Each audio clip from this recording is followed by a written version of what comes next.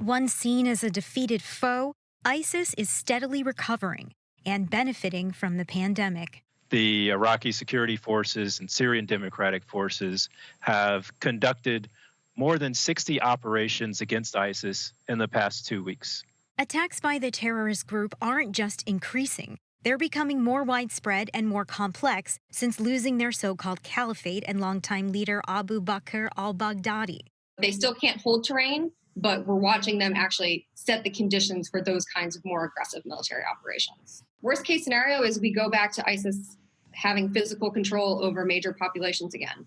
I don't think that's far from possible. In recent days, ISIS fighters have ambushed Iraqi and Syrian security forces, and a suicide bomber self-detonated outside an intelligence headquarters in the oil-rich Iraqi city of Kirkuk.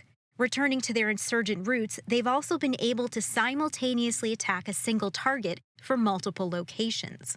In an Iraq left reeling from mass protests, ISIS has found refuge in disputed territories, rural areas where neither the Iraqi security forces nor the North's Kurdish military forces, called the Peshmerga, have control. A joint security mechanism has stalled, and Iran's proxy militias run rampant. Maybe in Baghdad there is a concern that because these are disputed territories, they don't want the Peshmerga to have a place there. But that begs the question, do you prefer to have ISIS there? In Syria, ISIS has been mounting attacks on the eastern bank of the Euphrates River Valley, an area the Syrian Democratic Forces have struggled to protect after the U.S. pulled back troops last year and Turkish forces flowed over the border.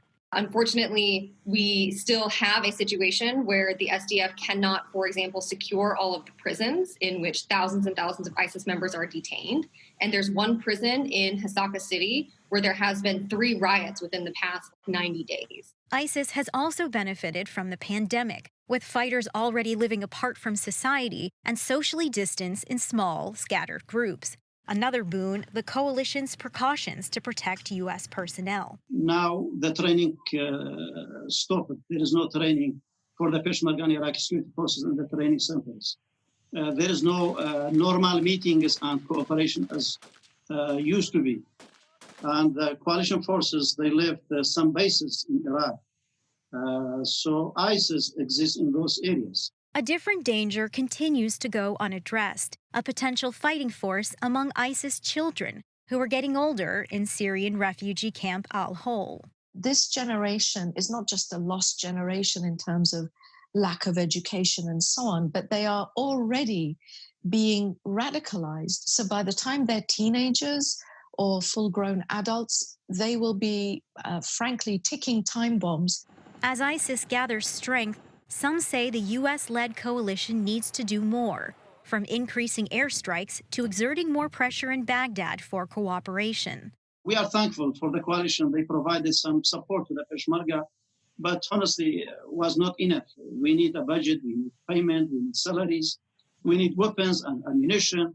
ISIS remains a force requiring more than military action, especially as a financial crisis looms. The coalition continues to provide all the support we can. And although they cannot hold any physical territory, and although we have significantly disrupted, degraded, and destroyed their ability to promote themselves, recruit, send propaganda, their ideology exists. Sasha Ingber, Newsy, Washington.